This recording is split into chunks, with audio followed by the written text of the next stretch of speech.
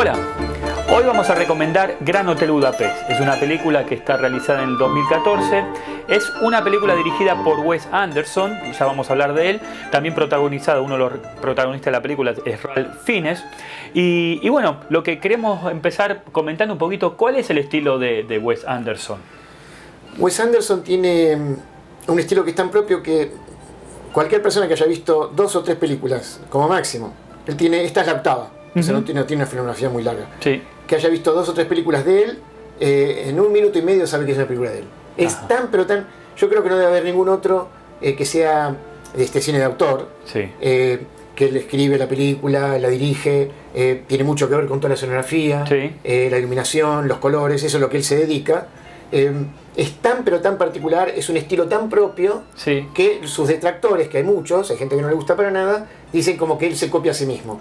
Que una vez que viste una película, 2 películas, la tercera, no sé, la cuarta ya te pudrís y ya es todo lo mismo. La estética, ¿no? Pero usa el mismo recurso, generalmente a veces hay... Usa los recursos, sí, los recursos. él... ¿Qué recursos usa? En fotografía, bueno, vos sabés más que yo. Por ejemplo, él elige un color, él dice en los reportajes, él elige un color para cada película, dice esta va a ser amarillo, y entonces tiene todos los tonos de amarillo. Ah, exacto. Elige otra película, por ejemplo, en esta en particular, elige los rosas y la gama de los rosas, y el violeta y el púrpura fuerte. Y el púrpura es cuando el hotel está todo bien, en el momento de apogeo, y en el momento de decrepitud usa más el tono de los rosas. Y después también la particularidad de él fue que en diferentes etapas de la película él va usándose, adaptándose a diferentes lentes, ¿no? Bueno, es un obsesivo, ¿no? Sí. Como alguno que yo conozco. Que me agrada lo que hace es, en esta película en particular, hay un momento que es 1985, un momento que es 1962 y un momento que es casi todo, no sé, el 80-90% de la película, que es 1932. Sí, porque Hitler asume en el 33 y esto es justamente pre el nazismo. Claro. Va mostrando como que se huele el autoritarismo, los militares, algo. Entonces, según va filmando, porque en el 85 porque es el autor viejo, que el autor pone un nombre del autor, pero en realidad se refiere al verdadero Stephen Zweig. Es lo que toma Stephen Zweig, Wes Anderson, pone el escritor, y dice, y Stephen Zweig lo dice siempre en los cuentos, que él no va a buscar las historias, que las historias lo buscan a él, que la gente sabe que es escritor y viene y le cuentan. Claro. Y siempre en muchas historias de Stephen Zweig es que va la gente a decirle, tengo algo para contarte, yo te quiero contar esto, y le cuentan unas cosas maravillosas. Por lo menos así, sea verdad o sea mentira de Stephen Zweig, él empieza los cuentos, me lo contaron en un barco, yo estaba... Bueno, ese mismo recurso, el recurso que usa Stephen Zweig, no toma un cuento en particular, toma mucho de la autobiografía de Stephen Zweig. Y el que le gusta a Stephen Zweig, que leyó a Stephen Zweig, es totalmente lo que hizo Wes Anderson, es impresionante, porque es como si lo hubiera hecho Stephen Zweig. Es como si lo hubiera hecho Zweig. Tiene una particularidad también las puestas en escenas. Que bueno, lo que se dedica más que nada, lo que pasa es que decían que él quería ser arquitecto, este muchacho Wes Anderson, quería ser arquitecto, y entonces no fue arquitecto, fue director de cine, por esas cosas, pero él venía con esta cosa, estaba obsesionado por esta puesta en escena de los escenarios. Claro. Aparte de lo del color, una de las cosas maravillosas que hace, para el que le guste, es que pone todo en simetría. Y todo es un cuadro. Es decir, las películas de él son cuadros que se van moviendo, pero hace completamente simétrico, es 100% simétrico. De un lado se ve... No hay película de él donde uno muestre y no es totalmente un cuadrito simétrico. Volviendo a la pregunta que vos me hiciste, que no te la contesté, que en las 3 etapas estas, en el de los 85, años... en la década del 60 y en la década del 30, usa las lentes que se usaban en cada momento. Claro. Toda la película, por ejemplo, en los 60 era todas alargadas, como esas películas del Spaghetti Western, que son así. Cinemáticos. No sé. Y cuando van a la del 30, que es cuadradita. Cuadraditas, que son el formato ese 4x3, sí. Usted sabe. Bueno, él usa, es tan obsesivo que hasta eso va y cambia de lente según la época que está teniendo en la película. Correcto. Hasta en eso. Y después, bueno, si querés podemos hablar un poquito también de lo que es el argumento de la película. El argumento de la película es muy bueno, porque va así muy rápido, es muy lindo. Yo creo que esta película en particular, el que nunca vio nada de Wes Anderson, es la forma de entrar. Bueno, yo entré por esta. Sí. Es decir, yo no conocía a Wes Anderson, vi esta película y después me vi todo. Es decir, no es mucho. Esta es la octava, así que no es mucho. Es un fin de semana uno se ve todo Wes Anderson. Algunos, cuando están en la tercera, ya no quieren saber más nada porque él repite el formato visual. El formato visual es siempre el mismo. Los temas van cambiando. Claro. Pero el formato es siempre el mismo. En esta en particular, la historia también cambia mucho del resto. Esto es un hotel, un gran hotel, que está en la República. La República. Subrovka. Sí, Subrovka. ¿No? No existe. No lo busquen, no existe, nunca existió. Esto sería Europa Oriental, ¿no? Claro. Lo pone como si fuera arriba de una montaña, hay nieve y la gente va a ese gran hotel, el hotel más fino, más caro, mejor de toda Europa, va a ese hotel, la aristocracia europea del momento, estamos hablando de la época de los imperios todavía, van a ese hotel para la temporada de nieve, claro, y demás. Un hotel a todo trapo en la década del 30, de la Belle Époque, ¿no? Claro. Y todas las personas que van son de la aristocracia. Bueno, el 90% de la película, compartido por el Botones, es Gustav Bache. Gustav Bache es el conserje del hotel, es el mandamás del hotel, lo muestran. El primer minuto de la película está caminando y todo el mundo obedeciéndole. ¿Quién es el protagonista de...? Ralph Fiennes. Ralph Fiennes. El paciente inglés. Ok. El paciente inglés, claro. el de la lista de Schindler, que fue nominado en las dos películas. Esta fue nominado para el Oscar, no se lo dieron, al mejor actor de reparto y demás. El mejor protagonista, todo no se lo dieron. En algún momento se lo van a dar. Ralph Fiennes.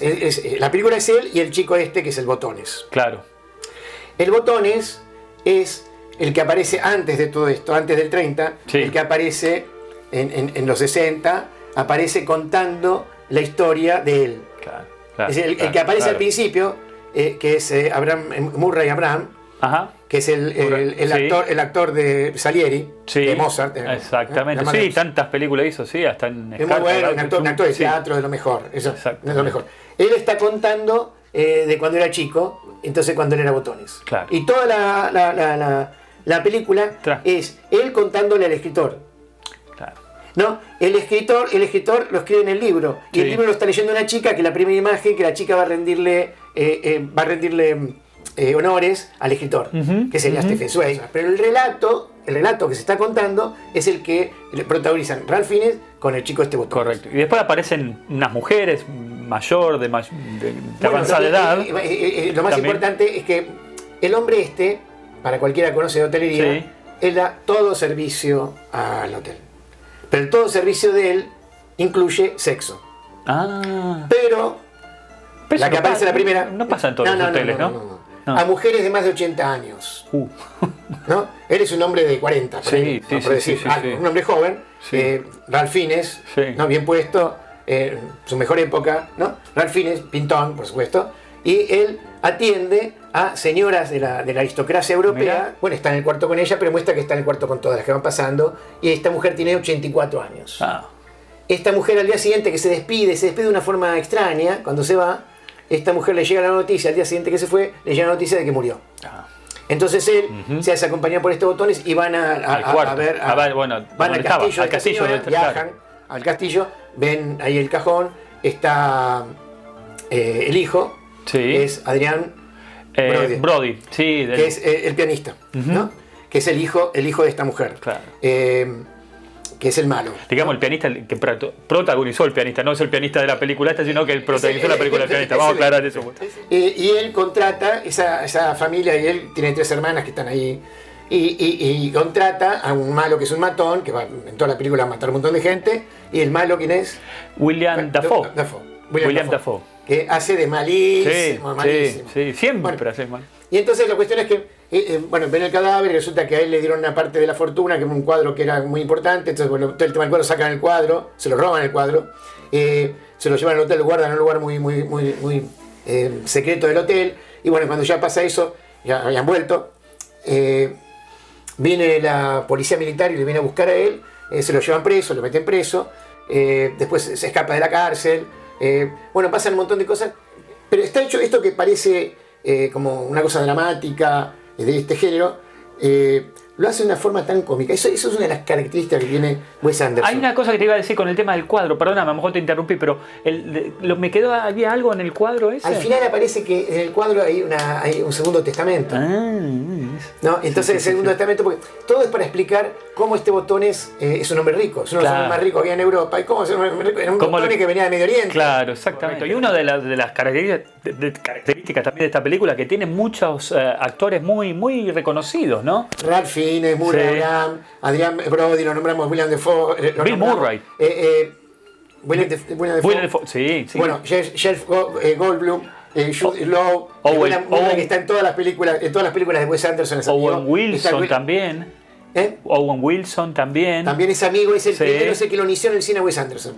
Está Edward Norton. Edward Norton, wow. Edward Norton, del club de la pelea. Claro. Él hace de militar.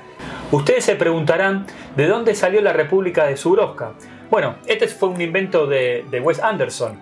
Esta república nunca existió. Así que de ahí lo que sí podemos saber es que salió, existe un vodka, ¿no es cierto? Hay un vodka muy famoso de Polonia, que es justamente con el que me gustaría brindar, pero como no lo pudimos conseguir, vamos a brindar con este vodka, que es un vodka sueco. ¿Okay? Parecido. Es parecido, así que yo voy a ir sirviendo. ¿Pero por quién vamos a brindar? Eso es lo importante, ¿por qué vamos a brindar? Yo propongo que brindemos por Stephen Zweig, que Stephen Zweig tampoco escribió esta historia. Sin embargo, Wes Anderson dice que está basada en Stephen Zweig. ¿Por qué? Porque Stephen Zweig tiene en todo lo que él escribe esta atmósfera. Y él impresionante el trabajo que hizo Wes Anderson, muy bueno, él logró la atmósfera de Stephen Zweig. Yo lo que les recomiendo, Zweig, búsquenlo, está lleno de cuentos de él, son cuentos cortitos. Este fin de semana, léanse un cuento y se van a dar cuenta que me van a agradecer. Es maravilloso, se dan cuenta que es maravilloso. Me lo van a agradecer por Stephen Zweig. Por Stephen Zweig. Y hasta la próxima película. Hasta la próxima película.